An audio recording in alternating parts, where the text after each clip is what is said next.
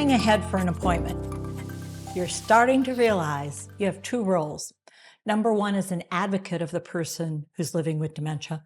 Number two, the orchestrator of the appointment. Whew.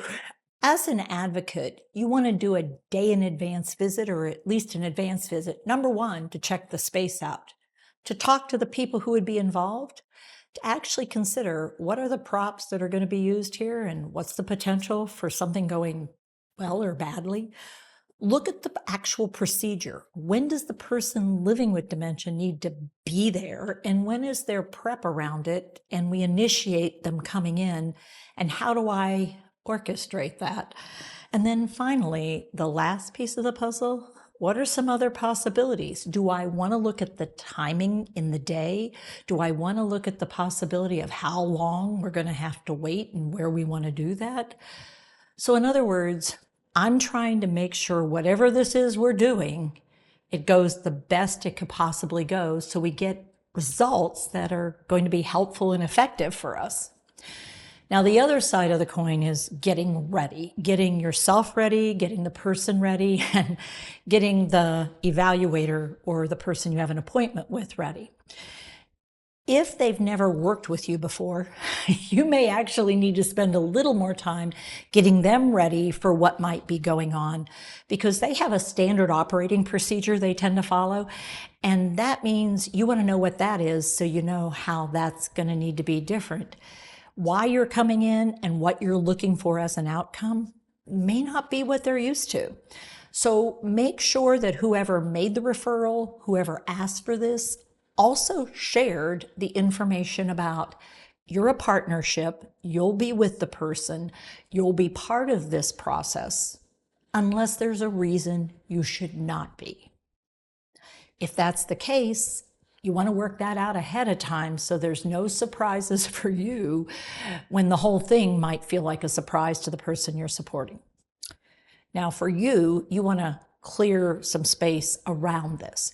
You need to make sure that you're not feeling the pressure of time, that this appointment is scheduled in a time when even if your person says, wait a minute, I don't know that I need to go do this, or I have to get stuff for my purse, or I have to do this, or wait, I have this, that momentary pause that they may be asking for, or the reality that they're nervous and anxious about doing this and they're looking for an out, you have enough time to resolve that one way or the other.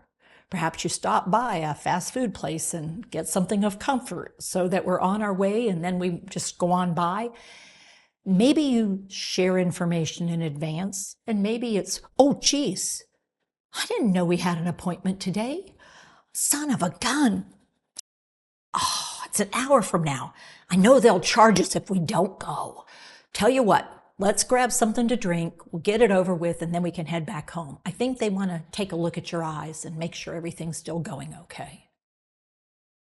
But for some people living with dementia, it's actually better to wait to the last minute rather than starting that anxiety, that white coat phenomena, or the, what do they need? Why is it? Why am I going? I don't understand. I don't want to go. I never agreed to this. When someone is early in dementia, in a diamond state, you might find that they are willing to cut their losses and say no. So think about who they've always been, what they value, whether or not this is an okay experience or not, and then figure out how and who is going to approach them with it and who should go along.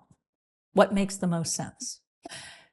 If, however, someone has progressed and they're more in an emerald state, they're in a loop, think of what you're going to do while you're waiting for your appointment. You may want to find a place and a space and a thing to do that you can tolerate and they can tolerate. And it may not be sitting in a waiting room. It may not be listening to overhead. It may not be where there's a whole bunch of other people moving around and going and doing things because there's a lot happening. And I may ask the person who's in charge to let me know on my cell phone or another system that it's time for us. Otherwise, we're going to be absent until we're present.